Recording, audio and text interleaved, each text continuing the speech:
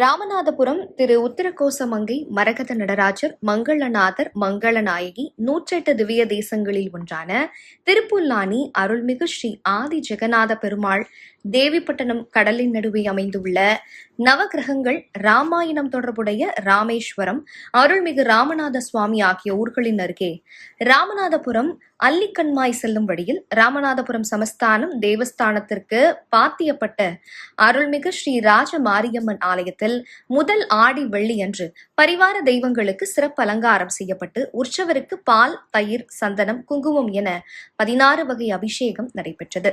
வெள்ளிக்கவசம் அணிவிக்கப்பட்டு சிறப்பு தீபாராதனைக்கு பின் அனைவருக்கும் பிரசாதம் வழங்கப்பட்டன.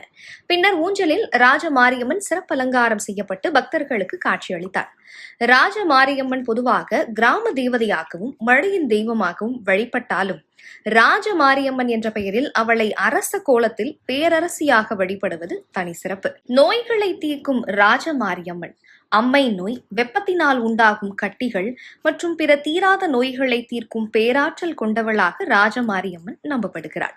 அமைதியும் பாதுகாப்பும், வாழ்வில் ஏற்படும் தடைகள் நீங்கவும், குடும்பத்தில் அமைதி, மன அமைதி மற்றும் தொழிலில் நல்ல பாதுகாப்பு கிடைக்க பெறவும் இந்த அன்னைக்கு சிறப்பு பிரார்த்தனைகள் செய்யப்படுகின்றன. இயற்கை வளம் பெருகவும், விவசாயம் செழிக்கவும், வறட்சி நீங்கி நல்ல மழை பொழியவும் இந்த அன்னையை வேண்டி பால்குடம் எடுத்தல் மற்றும் கூழ் வார்த்தல் போன்ற சடங்குகள் செய்யப்படுகின்றன.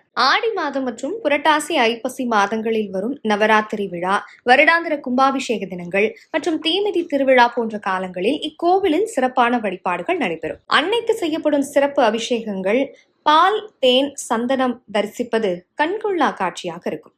இந்த ஆடி மாதத்தில் வெள்ளிக்கிழமை நடைபெறும் அபிஷேகங்கள் மற்றும் நிகழ்ச்சிகள் ராமநாதபுரம் திவான் மற்றும் நிர்வாக செயலாளர் சமஸ்தானம் தேவஸ்தானம் பழனிவேல் பாண்டியன் முன்னிலையில் சமஸ்தானம் தேவஸ்தானம் சரக செயல் அலுவலர் ராமு மேற்பார்வையில் நடைபெற்றன.